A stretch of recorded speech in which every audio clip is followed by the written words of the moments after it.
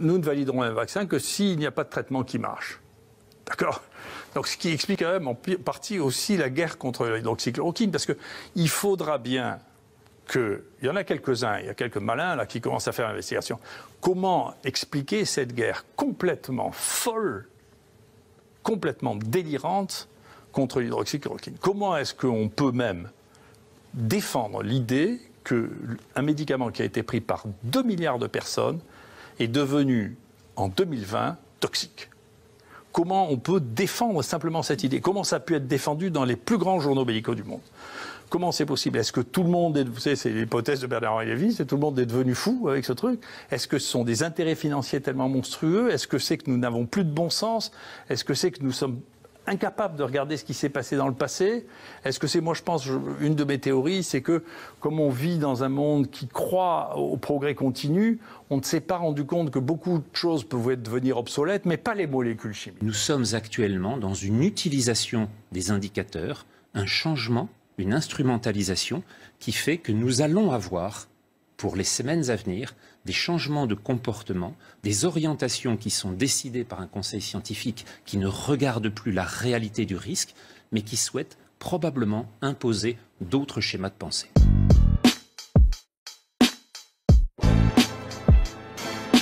Expliquez-nous, est-ce qu'on doit parler de rebond de l'épidémie, de frémissement ou de deuxième vague? Parmi tous les chiffres que vous avez montrés, ceux qui sont importants sont les 3 derniers sur les 4. Et la communication n'est faite que sur le premier. Pourquoi? Parce que l'essentiel dans une pandémie est de savoir le nombre de morts qu'elle entraîne. Et de savoir également le nombre de cas sévères, le nombre de patients hospitalisés, en particulier en réanimation. Si on peut regarder sur ces 3 chiffres-là, on va voir effectivement... et là, on a ici les chiffres de Santé publique France, publiés aujourd'hui. Les courbes d'hospitalisation, les courbes de réanimation ne cessent de décroître depuis début avril. Et plus encore, le chiffre du nombre de décès totaux, quotidiens, chaque jour en France, que ce soit ceux des patients hospitalisés ou ceux des patients en maison de retraite et en EHPAD, ne fluctue pas depuis plus de 4 semaines maintenant, et il est à 99% de ce qu'a été le chiffre maximal le 6 avril. On voit donc que cette réduction de 99% n'a entraîné aucune accélération, ni en avril, ni en mai, ni en juin, ni en juillet. Aucun des événements qui annonçaient une deuxième vague ne s'est trouvé vérifié. Et on voit que l'on a une courbe absolument plate depuis maintenant la fin juin. Si on regarde les chiffres d'autres pays européens, c'est même décès quotidiens en Italie, qui a confiné comme nous, mais la Suède, qui n'a pas confiné, on retrouve à chaque fois cette même courbe d'une ascension en 1 mois, une décroissance en 2 mois, et plus intéressant encore, la totalité des décès européens, comme vous le voyez là, suit encore une fois la même courbe. Je vous ai mis la courbe du 0 en bleu. Vous voyez qu'aujourd'hui même, un événement particulier vient de se trouver confronté dans un accident statistique, c'est celui de 5000 décès qui ont été enlevés du décompte par les statisticiens britanniques, qui ont considéré que 5000 personnes parmi eux avaient été comptées en excès. Sur 45 000 décès, ça fait donc plus de 10% qui se trouvent soudain retirés de la statistique. On voit quand même que même dans les pays les plus dotés en capacité de suivi, cette fluctuation est énorme et que nous n'avons pas fini de suivre un certain nombre de ces accidents. Alors maintenant, l'accident principal en France, puisqu'on a dit qu'il n'y avait pas de deuxième vague, toujours pas, se trouve en confrontation avec ce que vous voyez ici, c'est-à-dire l'augmentation du nombre de cas positifs en France. Il ne s'agit pas de patients en réanimation, il ne s'agit pas de patients hospitalisés, il s'agit de formes de sujets jeunes, asymptomatiques, qui viennent demander simplement si leur état est celle d'un sujet qui a rencontré le Covid-19, le SARS-CoV-2, ou s'il est à risque. Bien entendu, comme toujours en clinique, toujours en médecine, ce sont les symptômes qui priment, c'est la dégradation de l'état d'un sujet qui va entraîner la réaction. Or, nous ne sommes plus du tout dans la gravité, dans l'urgence du printemps, de celle de février, de mars et d'avril. Et alors, qu'est-ce qui donc, nous prend en ce moment ? nous sommes actuellement dans une utilisation des indicateurs, un changement une instrumentalisation qui fait que nous allons avoir, pour les semaines à venir, des changements de comportement, des orientations qui sont décidées par un conseil scientifique qui ne regarde plus la réalité du risque, mais qui souhaite probablement imposer d'autres schémas de pensée. Écoutez, franchement, cette explication déjà, elle était suffisamment claire et on voit ces chiffres. Mais là, quand je vous entends, j'ai très peur. Je suis en train de me dire, déjà, est-ce qu'on fait peur aux gens pour rien? La deuxième chose, c'est à charge aussi pour les politiques et pour les personnes qui sont au sommet de l'État, qui aujourd'hui nous disent il faut porter le masque en extérieur. En septembre, conseil scientifique, vous en parliez, le conseil scientifique qui dit à l'automne, on risque d'avoir une seconde vague. Donc vous êtes en train de balayer tout ça en disant mais attendez, là les faits sont bien présents, il n'y a ni rebond de l'épidémie, il n'y a ni même un frémissement, il y a des nouveaux cas qui sont confirmés, mais ce ne sont pas des cas graves. C'est absolument le cas, et qui plus est, le conseil scientifique, lorsqu'il nous annonce la énième deuxième vague la semaine dernière, un certain nombre de ses membres sont sur leur site de vacances. Si je le dis, c'est parce qu'ils l'annoncent publiquement sur les radios publiques. Et donc, on a un certain membre du... C'est gravissime ce que vous êtes en train de dire. Écoutez Sud Radio mercredi après-midi, l'un des membres, alors qu'il nous annonce une catastrophe sanitaire pour la France, est sur son site de villégiature. Nous sommes donc dans une situation identique à celle du mois de mars, lorsque celui qui a annoncé la catastrophe avec plus de 500 000 morts annoncés pour la Grande-Bretagne, 500 000 morts annoncés en France, ne respectait pas lui-même le confinement qu'il a réussi à imposer à la moitié de l'humanité. Nous sommes dans des situations dans lesquelles nous nous trouvons face à des gens qui ne croient pas aux recommandations qu'ils transmettent. Il faut donc regarder précisément de quoi le risque est porteur, et ce risque actuellement n'est plus du tout celui du printemps. Nous sommes face à une situation qui, sur le plan épidémiologique, a largement évolué. Nous avons maintenant un grand nombre de cas qui sont des cas positifs, à nouveau, qui ne sont pas associés avec la gravité de la maladie. Pourquoi? Eh bien, il y a un grand nombre d'explications qu'il faut maintenant avoir sur le plan de l'épidémiologie, sur le plan de la virologie, sur le plan de l'adaptation des espèces les unes aux autres, dans cette compétition extraordinairement tendue, sur lequel le virus avait l'avantage au printemps et sur lequel, manifestement, il ne l'a plus pendant l'été. Je me tourne vers vous. Merci en tous les cas, professeur Jean-François Toussaint. Je rappelle que vous êtes professeur de physiologie et directeur de l'IRMES. Ça fait maintenant un peu plus de 6 semaines que quotidiennement on parle de ce rebond potentiel de l'épidémie. On s'alarme ces derniers jours.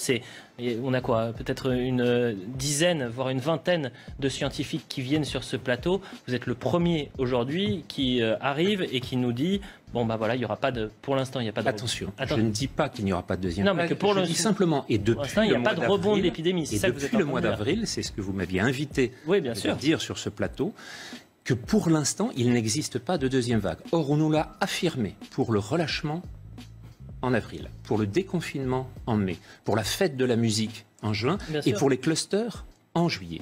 Il n'y a, vous l'avez vu, aucune deuxième vague dans aucun des pays d'Europe. Dans aucun des pays d'Europe. Alors maintenant, il est possible qu'il y ait une saisonnalité à l'automne. D'où viendra-t-elle? Elle ne viendra pas du comportement des Français, elle viendra des problèmes qui sont en train actuellement de saisir l'ensemble des pays d'Amérique du Sud. Le Brésil, le Chili, l'Argentine, qui voient encore augmenter le nombre de cas et le nombre de décès. Là, en ce moment, l'épidémie est active. Si, comme pour les orthomyxovirus, c'est-à-dire les virus de la grippe, ce virus mute, s'adapte et prend une forme saisonnière, alors à ce moment-là, on va la voir réapparaître. Mais il ne s'agira en aucune façon d'une deuxième vague liée au relâchement du comportement des Français. Ce sera simplement une phase sur laquelle un virus est en train de s'adapter dans un contexte environnemental totalement différent. On a chaque jour à peu près 460 morts du cancer ou d'une tumeur maligne. Chaque jour, en gros, 419-420 morts d'une maladie cardiovasculaire. En gros, 110 morts de maladies de l'appareil respiratoire. On estime également à peu près qu'il y a 27 suicides par jour. Du 1er au 6 août 2020, d'après les statistiques officielles que j'ai consultées, il y a eu en tout et pour tout 47 morts de la Covid-19. C'est-à-dire 7,8 morts par jour.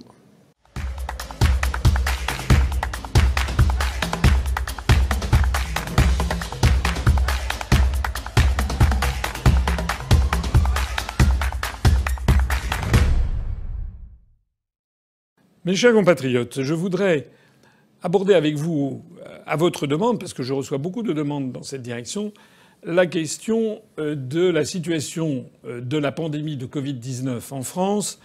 Et beaucoup d'internautes nous écrivent pour me demander qu'est-ce que je pense de cette affaire des masques, du reconfinement, de la deuxième vague, etc., etc. Alors, la première chose que je note, d'ailleurs, c'est qu'on a l'impression que beaucoup de responsables politiques se sont mis au vert et se sont carapatés. On n'entend plus beaucoup de monde s'exprimer sur la question. En tout cas, enfin, moi, je n'en ai pas vu. Ça n'est pas pareil que c'était le cas il y a 3 mois.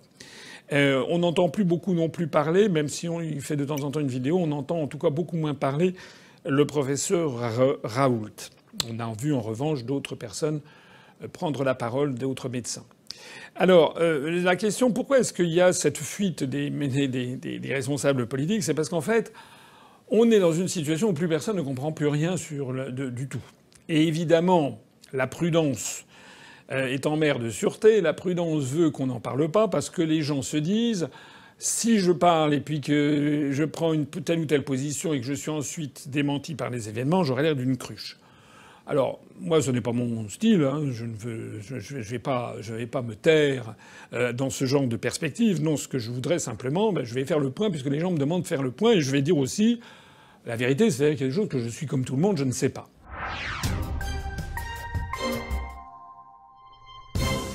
Il y a des choses quand même qui sont certaines.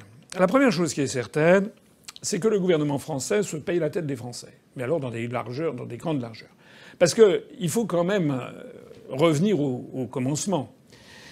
S'il y a actuellement une atmosphère détestable en France sur cette question, et si les Français ne croient plus ce qu'il leur est dit, ça n'est pas pour rien. C'est bien parce qu'il y a eu des événements auparavant. Et je dois rappeler ici, parce que les gens auraient un peu tendance peut-être à l'oublier, que le gouvernement français, en janvier et février de cette année, nous a expliqué sur tous les tons, d'abord au mois de décembre-janvier, qu'il n'y aurait pas du tout d'épidémie, que ça n'arriverait jamais en France. En termes de risque pour la France, des analyses de risque d'importation sont modélisées régulièrement par les équipes de recherche. Le risque d'importation de cas depuis Wuhan est modéré.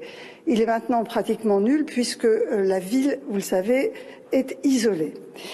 Les risques de cas secondaires autour d'un cas importé sont très faibles et les risques de propagation du virus dans la population sont très faibles.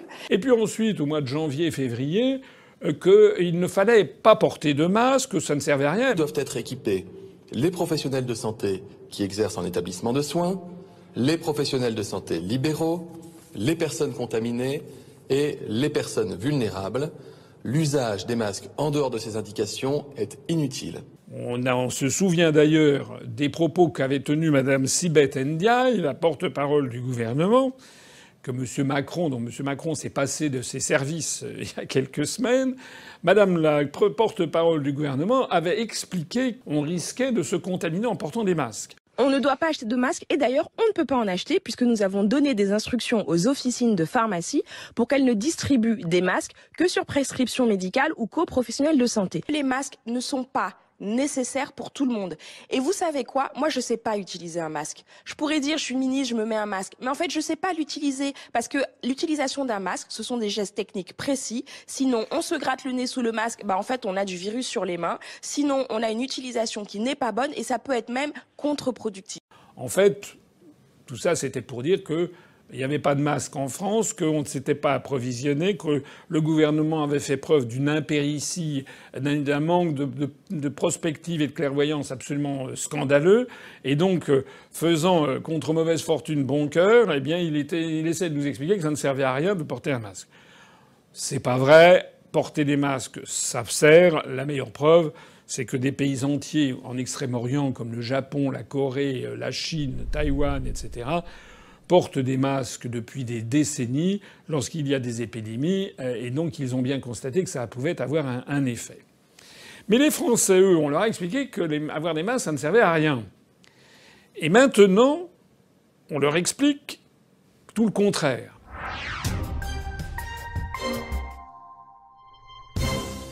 Alors, c'est pas seulement qu'on leur explique, c'est que dans un cas comme dans l'autre, si on n'est pas d'accord, on a l'impression de commettre un véritable sacrilège.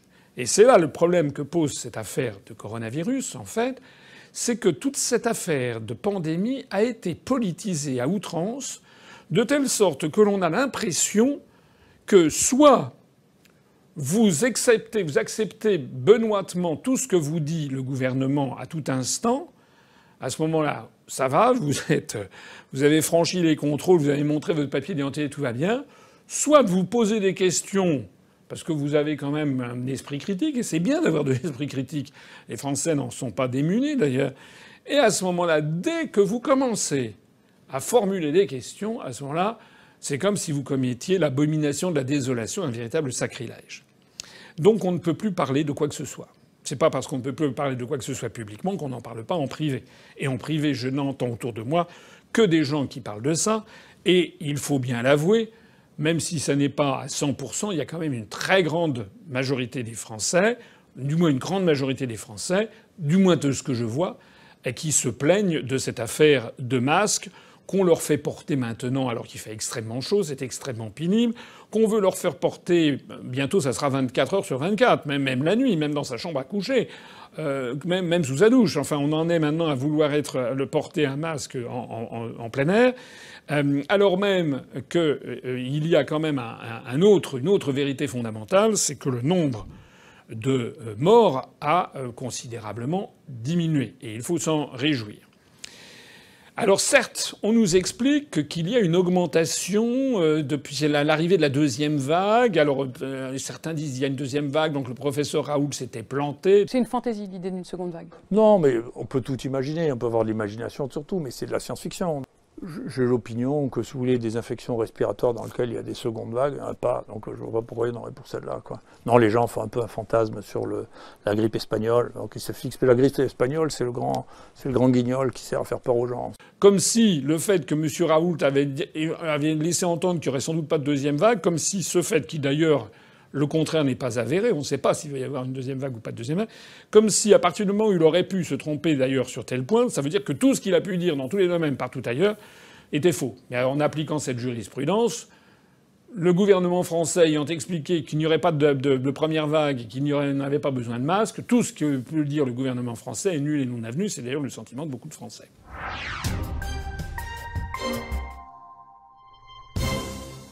Je voudrais revenir sur des chiffres qui me paraissent importants parce qu'on a tendance à les perdre de vue. En France, chaque année, il y a à peu près 610 000 morts par an. Depuis plusieurs années, c'est un taux assez stable. Ça veut dire, si vous divisez par 365, 1671 morts par jour en moyenne en France. Bon. Du 1er au 6 août 2020, d'après les statistiques officielles que j'ai consultées, il y a eu en tout et pour tout 47 morts de la Covid-19. C'est-à-dire 7,8 morts par jour. On est à une moyenne journalière de 1671 morts, toutes morts confondues. On a 7,8 morts par la Covid-19. Ça veut dire que le nombre de morts représente 0,5% du nombre de morts quotidiens. Ça veut dire que, statistiquement, chaque jour, 99,5% des gens qui décèdent, hélas, chaque jour en France, meurent d'autre chose que de la Covid-19. Et alors, pour avoir les idées, les grandes idées, d'après les statistiques que j'ai pu trouver, on a chaque jour à peu près 460 morts du cancer ou d'une tumeur maligne. Chaque jour, en gros, 420 morts d'une maladie cardiovasculaire. En gros, 110 morts de maladies de l'appareil respiratoire. On estime également à peu près qu'il y a 27 suicides par jour. Alors ça veut dire qu'avec l'actuel taux de mortalité de la Covid-19, avec 7,8 morts par jour dû à la Covid-19 en ce mois d'août, eh bien, si on rapporte ça, par exemple, aux 110 morts journaliers de maladies de l'appareil respiratoire, ça veut dire que le nombre de personnes qui meurent d'une maladie respiratoire en France, il y en a à peu près 6% d'entre eux qui meurent de la Covid-19. Donc 94% qui meurent d'autre chose. C'est ce qui a permis d'ailleurs au professeur Raoult, j'ai vu ça il y a quelques jours, de dire que finalement la Covid-19 était finalement la moins grave des maladies respiratoires. On peut dire que la forme actuelle, dans les circonstances dans lesquelles on est, hein, pareil, on continue à diagnostiquer les gens, à les traiter, et à un niveau de gravité dans la population observée qui est une des plus basses de toutes les infections respiratoires. Donc je ne suis pas particulièrement inquiet par cette situation. Je note également que 7,8 morts de la Covid-19, c'est évidemment beaucoup trop, mais c'est quand même vraiment, ça ne fait que 2% des morts quotidiens du cancer. Et à peu près un peu plus à peu près moins de 2% des morts quotidiens du cancer et à peu près 2% des morts quotidiens des maladies cardiovasculaires. Et puis ça veut dire aussi, puisqu'il y a 27 suicides par jour, qu'il y a à peu près chaque jour 3 fois plus de personnes qui se suicident que de gens qui meurent de la Covid-19. Il y a également plus de morts sur la route, puisqu'on est à peu près sur une moyenne de 3500, 3600 morts sur la route en France. Ça veut donc dire une dizaine de morts sur la route par jour. Alors, cette comptabilité macabre n'est pas très agréable à évoquer, mais elle permet quand même de replacer en perspective les choses. Parce que il y a quelque chose qui a de quoi rendre nos compatriotes complètement neurasthéniques, pour ne pas dire fous furieux, c'est que matin, midi et soir et la nuit, à tout instant, on ne parle plus que de la Covid-19. C'est quand même un peu lourd. Un peu lourd. Je veux dire, c'est important que l'on en parle parce que c'est une maladie contagieuse. Mais enfin, quand on voit qu'il y a le nombre de morts du cancer, maladie cardiovasculaire par exemple, où sont les politiques publiques contre le cancer ou contre les maladies cardiovasculaires ? Si on parlait un tout petit peu moins par moment de la Covid-19 et qu'on parlait un tout petit peu plus, par exemple, des éléments cancérogènes ou des technologies cancérogènes, parce qu'il y a aussi à s'intéresser à ça, également sur les maladies cardiovasculaires, la malbouffe et ce genre de choses, pourquoi est-ce que l'on oblige les gens à porter, par exemple, un masque, que beaucoup de Français comparent maintenant à une muselière, pour ne pas se communiquer leur miasme, mais qu'en revanche, on laisse en vente libre, si j'ose dire, les fast-foods qui sont extraordinairement malsains. Et tout le monde le sait. Il y a même d'ailleurs une réglementation. Vous savez, quand vous allez dans un fast-food, il y a marqué maintenant les restaurants rapides, pour parler en français, et qu'il faut manger au moins 5 légumes par jour et 5 fruits et légumes par jour différents, 5 ou 6, et qu'il faut ne pas trop saler, ne pas trop manger de choses avec de l'huile, et puis faire du sport. Bon, voilà. Ça veut donc bien dire qu'il y a quelque chose, mais c'est très faible, finalement, comme mesure d'accompagnement pour lutter contre une maladie qui est beaucoup plus mortelle, en fait.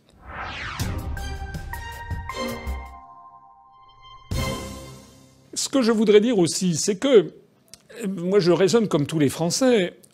J'ai l'impression qu'on me dit une chose et son contraire de façon permanente. C'est le en même temps macronien. On me dit à la fois que le confinement était fait pour empêcher qu'il y ait un engorgement des hôpitaux parce qu'on n'était pas en mesure de traiter. D'accord. Il est vrai que probablement le confinement a peut-être retardé le pic de l'épidémie, l'a peut-être lissé. Mais là aussi, il y a des données très compliquées. Si on compare le nombre de personnes mortes du Covid-19 par millier d'habitants en France et en Suède, on a des résultats qui ne sont pas très convaincants pour la France, sachant que la Suède n'a pas procédé au confinement. Bref. En attendant, ce sont des querelles d'experts, mais on ne peut pas à la fois dire que c'était fait pour ça, mais qu'il est important d'avoir une immunité croisée ou une immunité de groupe, et à la fois dire qu'il va falloir porter un masque presque ad vitam aeternam. C'est-à-dire que qu'est-ce qu'on veut en fait ? Qu'est-ce que veut le gouvernement ? Moi, ce que je sais en tout cas, c'est que il y a un véritable sentiment qui s'est beaucoup développé, pas seulement en France, c'est également le cas en Allemagne où il y a eu une manifestation très importante à Berlin, au Royaume-Uni où il y a eu la même chose. Il y a quand même un sentiment très délétère qui s'est répandu dans la population, c'est qu'en fait derrière ces précautions qui sont d'autant plus étranges qu'on nous impose un masque alors qu'il n'y a à l'évidence plus d'épidémie en ce moment, alors que lorsqu'elle battait son plein, on nous expliquait qu'il fallait pas porter de masque, donc il y a de quoi rendre les gens dingues.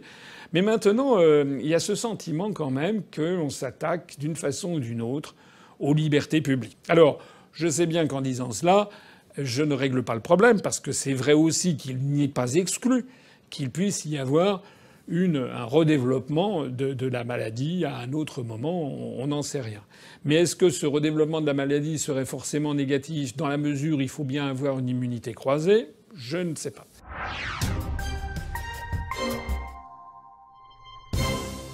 Il y a également derrière tout ça l'arrière-pensée des médicaments et des vaccins. Et de ce point de vue-là, les Français ont pu mesurer le deux poids deux mesures absolument scandaleux qui existe entre le traitement officiel du remdesivir et le traitement de l'hydroxychloroquine. Puisque l'on a vu que l'Union européenne a décidé dans sa grande sagesse d'acheter 62 millions de doses de remdesivir. Ce remdesivir, qui est ce médicament fait par le fameux laboratoire Gilead américain, qui n'a fait la preuve d'absolument pratiquement d'aucune efficacité, sauf éventuellement de raccourcir un peu la durée d'hospitalisation. C'est pas un avantage extraordinaire. En revanche, il a prouvé sa nocivité avec des effets secondaires qui peuvent être très nocifs chez certains patients. Et d'un seul coup, ça, on trouve ça formidable, alors que l'hydroxychloroquine continue à être l'objet d'un tabou de nature purement politique. Et derrière la politique, on imagine qu'il y a une histoire de gros sous, voire pire.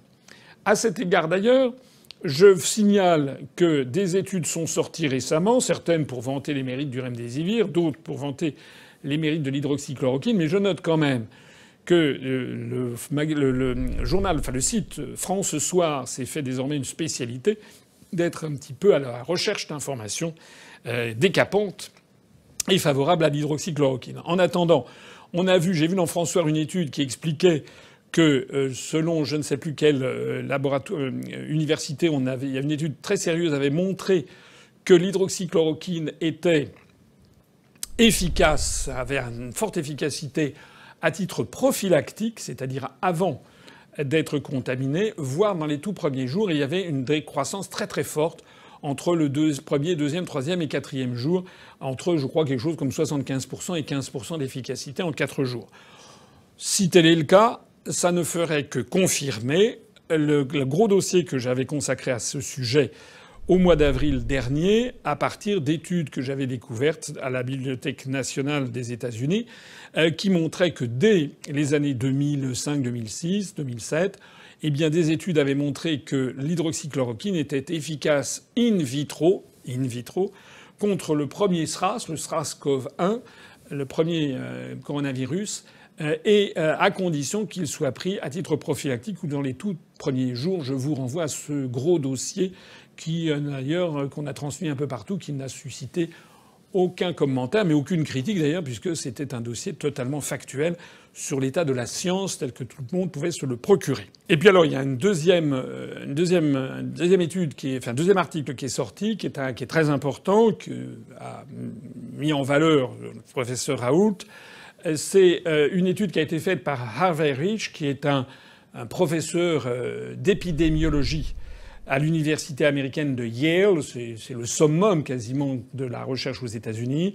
Ce professeur Harvey Rich a fait un article scientifique pour soutenir à fond, en réalité, l'hydroxychloroquine administrée avec de l'azithromycine et du zinc, et toujours de la même façon en l'administrant à titre prophylactique ou pendant les tout premiers jours. Et ce qui est très intéressant chez ce professeur américain, qui encore une fois est une sommité en la matière, c'est qu'il attire l'attention sur 3 éléments très très dommageables. Le premier, c'est que ce débat est devenu un débat impossible en Europe occidentale et aux États-Unis par la politisation. C'est pas le cas en Afrique, dans le monde arabe ou dans d'autres pays où en revanche les esprits sont beaucoup plus libres. On voit bien donc que c'est dans le monde de l'Amérique du Nord et de l'Union européenne que c'est devenu un débat quasiment impossible. Ça veut donc bien dire qu'il y a des forces derrière qui empêchent d'avoir un débat libre et serein, comme ce devrait être le cas en matière scientifique.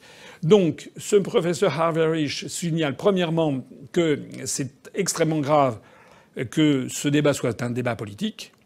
Deuxièmement, il souligne que l'hydroxychloroquine, dans les études qui ont été faites, et que certaines études hostiles à l'hydroxychloroquine qui ont été faites, systématiquement, l'hydroxychloroquine a été utilisée d'une façon qui n'est pas celle dont on doit l'utiliser. C'est-à-dire que ce médicament doit être utilisé, c'est la troisième fois que je le dis, à titre prophylactique ou dans les tout premiers jours.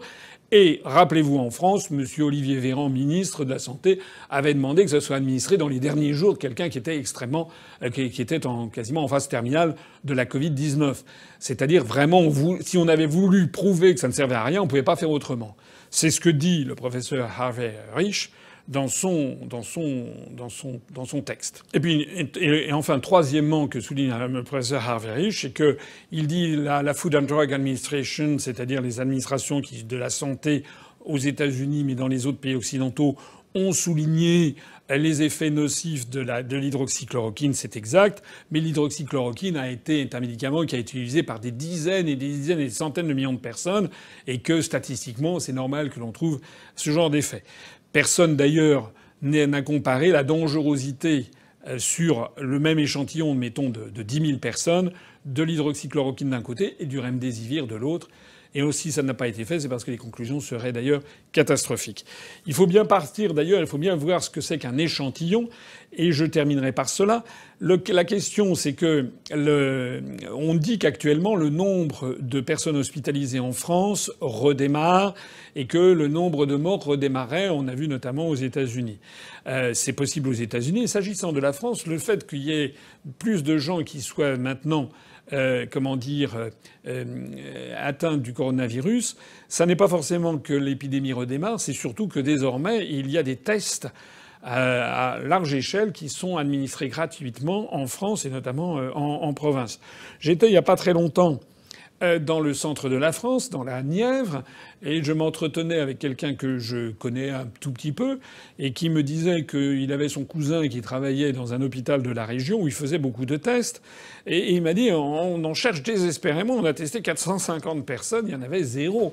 Et donc on cherche absolument quelqu'un qui soit positif au test sur le coronavirus. Alors c'est vrai que si maintenant on fait des tests sur des dizaines voire des centaines de milliers de personnes, il va forcément le nombre de personnes qui vont être déclarées comme ayant le coronavirus sera plus important que du temps où on testait très peu de monde. Voilà l'état de la question. En conclusion, les Français ont besoin que le gouvernement soit beaucoup plus professionnel et beaucoup plus clair. La première chose que le gouvernement devrait dire et faire, c'est déjà de présenter ses excuses aux Français en disant on n'avait pas de masque en janvier-février, on a dit qu'il n'y avait pas besoin d'en porter, on a même déconseillé par le porte-parole officiel du président de la République, Mme Sibeth Ndiaye, d'en porter en disant que c'était très dangereux. Donc nous nous sommes trompés. C'est ça que devrait dire le gouvernement. À partir de ce moment-là, les Français diront ah bah tiens, s'il reconnaît qu'il s'est trompé, on va peut-être maintenant, c'est qu'il est honnête, on va peut-être maintenant un petit peu plus croire ce qu'il dit. Mais pas du tout. On n'a toujours pas eu la moindre excuse et ce sont les mêmes qui maintenant nous expliquent qu'on est barbe bleue si on ne met pas un masque. Ça, c'est le premier point. La deuxième chose, c'est que le gouvernement devrait aussi clarifier des choses qui sont complètement incohérentes et incompréhensibles pour le grand public. Parce que je n'ai pas rêvé, vous l'avez entendu comme moi, nous avons quitté, il y avait un état d'urgence sanitaire qui avait été proclamé. Cet état d'urgence sanitaire a été levé le 11 juillet. À partir du moment où on lève l'état d'urgence sanitaire le 11 juillet, à partir du moment où on voit que dans la presse ou sur les sites internet spécialisés, que même si l'on évoque une remontée peut-être de quelques cas, mais sujet au phénomène de la grandeur des échantillons, on voit bien que la grande vague de l'épidémie est passée pour l'instant. Donc, la grande vague de l'épidémie est passée. Le nombre de décès du Covid-19 est marginal par rapport au nombre de décès quotidiens en France. L'état d'urgence sanitaire a été aboli. Et c'est maintenant qu'on nous explique que jour après jour, on voit des élus locaux à Nice, à Paris, Madame Hidalgo, ou dans la Petite Couronne, on veut imposer de plus en plus de masques aux Français. Donc il faut que le gouvernement s'explique. Comment peut-on à la fois lever l'état d'urgence sanitaire et imposer les masques. Il y a un truc qui n'est pas compréhensible. Voilà. Il y a un truc qui n'est pas compréhensible non plus dans le fait de dire qu'il ne faut pas qu'il y ait des attroupements, et puis le ministère de la Culture dit à partir du 15 août, on va autoriser des attroupements de plus de 5000 personnes. D'ailleurs, si j'ai bien vu, le ministère de la Culture, après avoir dit ça avant-hier, fait maintenant machine arrière et dit non, en fait, bon. Alors, soyons justes. C'est un virus nouveau. Tous les gouvernements à travers la planète font un peu du tâtonnement face à cette évolution. Le fait que tout ne soit pas parfaitement comme sur des roulettes depuis le début, ça peut s'expliquer parce qu'il faut être juste et on découvre. Mais là où le gouvernement, à mon avis, a failli et failli, c'est qu'il prend des mesures de plus en plus attentatoires aux libertés publiques, sans soutien populaire et sur des justifications scientifiques qui restent quand même extrêmement douteuses. Voilà ce que je voulais vous dire. Le reste, on va tous suivre l'évolution de la situation. Dans le cadre de tout ce que l'on entend actuellement sur la Biélorussie, il y a quelque chose qui m'a frappé, c'est de constater que cette vidéo qui circule et que je vais vous inviter à regarder, on a vu que le président biélorusse Loukachenko, qui est présenté évidemment comme l'abomination de la désolation dans tous les médias occidentaux et en particulier français, a fait une intervention devant son Conseil des ministres, si l'on comprend bien, qui est assez remarquable, puisqu'on découvre à cette occasion qu'en réalité, il aurait eu la possibilité d'obtenir des facilités financières du Fonds monétaire international pour un peu moins de 1 milliard de dollars, à condition que le pays accepte des mesures de confinement dans le cadre de la Covid-19 et accepte d'imposer le port du masque partout en Biélorussie. Alors, je dois avouer que je me suis un petit peu pincé parce que je me dis mais qu'est-ce que c'est que cette histoire ? On mélange des questions financières, de prêts financiers, à une opération de santé publique et on impose comme condition à un État souverain que pour bénéficier de facilités financières du Fonds monétaire international, il accepte une politique sanitaire dans son propre pays, surtout une politique sanitaire qui prête quand même à polémique et à discussion, c'est le moins que l'on puisse dire. Alors écoutez cette vidéo. Председатель Нацбанка – главный переговорщик с Международным валютным фондом. Как здесь обстоят дела? Что от нас требуют партнеры? Было заявлено о возможности предоставить Беларуси 940 миллионов долларов так называемого быстрого финансирования. Как решается этот вопрос? При этом хочу заявить, что мы ни под кого плясать не будем. Там уже появляются требования. Вы, мол, в борьбе с коронавирусом в Беларуси делайте как в Италии. Слушайте, я не хочу, чтобы, не дай бог, повторилась ситуация в Беларуси, как в Италии. У нас своя страна, своя ситуация. Уже Всемирный банк готов нас профинансировать в 10 раз больше, чем предлагал, за то, что мы эффективно боремся с этой болезнью. Даже опыт запросил у Минздрава. А МВФ продолжает требовать от нас: вы давайте изоляцию, давайте карантин, давайте комендантский час. Слушайте, что за глупость? Alors, du coup, je me suis dit, mais qu'est-ce que c'est que cette histoire ? Quelle a été la politique de la Biélorussie sur l'affaire de la Covid-19 ? Donc, je suis parti à la recherche, j'ai fait un petit peu de recherche bibliographique. Et qu'est-ce que j'ai découvert ? J'ai découvert qu'en fait, ça fait des mois que dans les médias occidentaux, en tout cas dans les médias français, on critique le président Loukachenko, le président de Biélorussie, pour sa politique sur la Covid-19, au motif qu'il a refusé de mettre la population en confinement. Par exemple, le 31 mars 2020, le journal Le Monde titre « Coronavirus, la Biélorussie, le pays où l'épidémie, entre guillemets, n'aura pas lieu ». Et le journal français continue en disant « Minsk, qui se refuse à adopter des mesures de confinement, fait figure d'exception en Europe. Le président Alexandre Loukachenko voit dans l'épidémie une psychose, entre guillemets ». Ce qui compte, c'est évidemment les guillemets, puisque pour les lecteurs du journal Le Monde, qui est, paraît-il, le journal de référence, on laisse entendre avec ce jeu des guillemets que Loukachenko, décidément, c'est pas seulement un dictateur, mais c'est un dingue, c'est Ubu-Roi, il dit n'importe quoi, etc. Impression d'ailleurs confirmée, j'ai vu ça dans la presse française, j'en croyais pas mes yeux, par un article de Yahoo Actualité du 10 avril 2020, que vous allez voir, qui est titré « Coronavirus, la stratégie risquée de la Biélorussie ». À l'heure où le Covid-19 sévit aux quatre coins du monde, obligeant les différents gouvernements à prendre des mesures drastiques pour l'éradiquer, la Biélorussie combat, entre guillemets, le virus à sa manière, sans confinement. C'est-à-dire, encore une fois, un média français qui enfonce le clou. Il faut vraiment être dingue et être un dictateur comme le président de Biélorussie pour ne pas prendre la mesure des événements. Bien. Alors moi je suis allé, j'aime bien les faits, je suis allé regarder les faits d'un petit peu plus loin, puisque maintenant nous sommes le 24 août, on a toutes les informations qui remontent au 23 août. Et je me suis intéressé à calculer à partir des informations les plus officielles que tout le monde peut aller trouver sur Wikipédia quant au nombre d'habitants dans chaque pays, quant au nombre de cas détectés, quant au nombre de morts de la Covid-19, avec maintenant le recul du temps. Ça fait depuis le mois de janvier, février jusqu'au mois de la fin août, on commence à avoir le recul du temps. Et puis on divise le nombre de morts de la Covid-19 par le nombre d'habitants et ça donne un ratio qui est le nombre de morts par million d'habitants. Alors j'ai fait ça pour quelques pays et voilà ce que ça m'a donné. Le pays où il y a eu le plus de morts par habitant, pour l'instant, hélas, de la Covid-19, c'est la Belgique, avec 870,7 morts par million d'habitants en Belgique.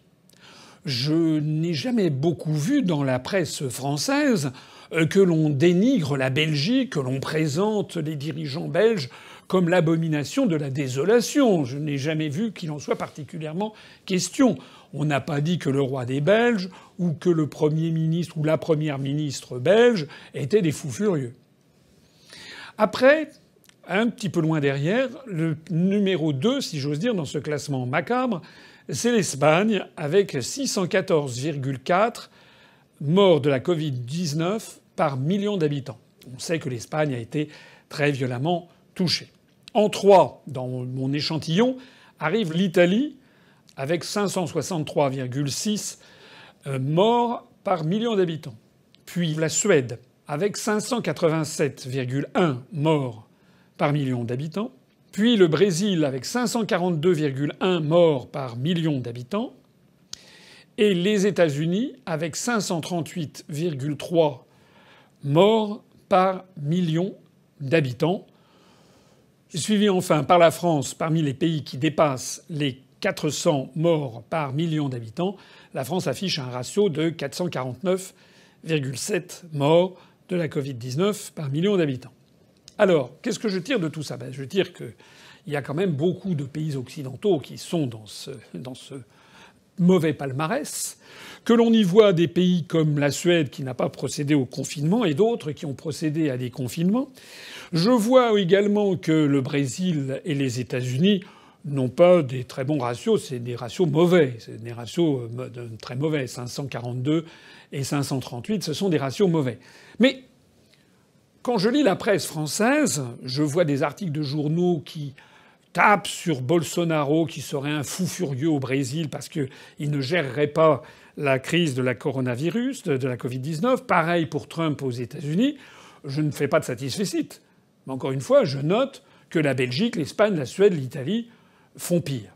Et puis je note surtout que la France ne fait pas beaucoup mieux, avec 449,7 morts par million d'habitants, alors qu'on a tendance à nous présenter Macron, Édouard Philippe, Castex comme des gens qui vraiment ont réussi à juguler la pandémie. Et puis je continue après vers le palmarès. Vient ensuite, assez loin derrière la France, les Pays-Bas, avec 358,8 morts par million d'habitants. Encore beaucoup plus loin, le Canada, 241,4 morts par million d'habitants. Puis la Suisse, là on tombe en dessous des 200, avec 199,9 morts par million d'habitants. Puis l'Allemagne, avec 122,2 morts par million d'habitants de la Covid-19. Et enfin, parmi les pays qui dépassent les 100, entre 100 et 400, la Russie avec 112,1 morts par million d'habitants, pratiquement le même taux que l'Allemagne. On sait que l'Allemagne a bien géré son affaire de la Covid-19. Ça, on nous l'a fait suffisamment comprendre. En revanche, sur la Russie, le fait que la Russie a exactement le même taux de mortalité que l'Allemagne sur la Covid-19, je n'ai vu aucun média en parler. De la même façon que je n'ai pas vu beaucoup de médias signaler, par exemple, eh bien, que le Canada avait quand même fait un score nettement meilleur que la France, 2 fois inférieur. Et puis après ça, on arrive aux meilleurs élèves. Et qu'est-ce que je découvre ? Que la Biélorussie affiche un taux de 67,7 morts par million d'habitants. Ben alors c'est quoi l'éditorial de Yahoo Actualité ? C'est quoi l'éditorial du journal Le Monde ? C'est quoi ces arguments qui expliquent que le président de la Biélorussie, c'est un fou furieux ? Et puis c'est quoi ces demandes du Fonds monétaire international qui, là, il y a encore quelques jours, exige que la Biélorussie change sa politique en matière de gestion de la Covid-19 pour imposer un confinement ? Franchement, je ne comprends pas. Ou plus exactement, je me dis qu'il y a des choses à comprendre. La Biélorussie, d'ailleurs, n'est pas le meilleur élève. La Pologne fait encore un peu mieux que la Biélorussie avec 51,2 morts par million d'habitants. Et puis arrive ensuite l'Algérie, 32,7 morts par million d'habitants. Mieux encore le Maroc, 24,3 morts par million d'habitants. Puis mieux encore le Sénégal, 16,6 morts par million d'habitants. Et enfin les meilleurs élèves mondiaux, le Japon, 9,4 morts par million d'habitants. La Corée du Sud, 6 morts par million d'habitants. Et le champion de toute catégorie, on le sait, Taïwan, avec 0,3 morts par million d'habitants. Alors qu'est-ce que j'en tire comme conclusion ? J'en tire que il y a un certain nombre de pays du Sud qui affichent des taux remarquables. Alors, pourquoi ? Est-ce que c'est parce que le virus se développe moins dans les pays très chauds, où il y a beaucoup d'ultraviolets ? Ça fait partie des explications. Est-ce que ce sont des pays qui ont administré largement, c'est le cas au Sénégal, c'est le cas au Maroc par exemple, qui ont très largement administré de l'hydroxychloroquine à titre préventif, ou parfois des médecines traditionnelles ? Ça, on n'a surtout pas le droit d'en parler, parce que si jamais vous évoquez ça, aussitôt c'est Oresco référence. Vous oseriez imaginer que peut-être l'hydroxychloroquine pourrait avoir un effet sur justement ce faible taux de mortalité. J'ajoute d'ailleurs au passage que l'hydroxychloroquine mariée avec l'azithromycine et éventuellement avec du zinc est un médicament qui a été largement utilisé dans de très nombreux pays du monde, qui d'ailleurs affichent des taux de mortalité très inférieurs aux taux des pays occidentaux.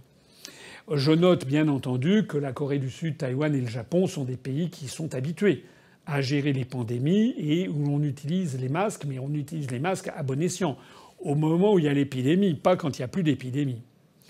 Et j'en tire en fait comme conclusion générale qu'il va bien falloir à un moment ou à un autre que l'on cesse de traiter cette affaire de Covid-19 de façon hystérique et totalement anti-scientifique pour regarder les faits scientifiques réels. On voit bien avec cette affaire de Biélorussie qu'il y a un mélange absolument détestable, même extrêmement inquiétant, entre politique et santé. C'est ça qui est le plus grave. C'est qu'on a l'impression que désormais, les laboratoires pharmaceutiques, les revues scientifiques, le monde politique intègrent des éléments qui ne sont plus uniquement des éléments rationnels en termes médicaux, mais intègrent des éléments économiques, de profitabilité, de géopolitique, et Dieu sait ce que l'on peut trouver par ailleurs. En tout cas, force est de constater que personnellement, je ne comprends pas pourquoi le Fonds monétaire international a demandé au gouvernement de Biélorussie de modifier sa politique en matière de gestion de la Covid-19 quand on voit les résultats qui sont affichés actuellement par ce pays qui, sans être parmi les meilleurs du monde, affiche des résultats quand même bien meilleurs que les grands pays occidentaux. Voilà ce que je voulais vous dire, et je terminerai par ceci en disant que si nous arrivons au pouvoir, nous, eh bien il n'y aura plus ce genre de situation. C'est-à-dire que nous aurons des débats ouverts, nous autoriserons que tout le monde puisse s'exprimer, et puis nous demanderons, eh bien, comment dirais-je, nous choisirons, si éventuellement on fait des comités d'experts, des gens qui n'ont pas de conflit d'intérêts avec des très grands laboratoires pharmaceutiques, et puis nous nous inspirerons de ce qui se passe à l'étranger. Et puis fondamentalement, là comme ailleurs, on évitera de donner des leçons et de prendre une pause comme ça de coq sur son tas de fumier en faisant cocorico comme si on avait très bien géré l'affaire de la Covid-19, alors que la France, on vient de le voir, est l'un des pays où ça a été le plus mal géré en nombre de morts par million d'habitants. Vive la République et vive la France.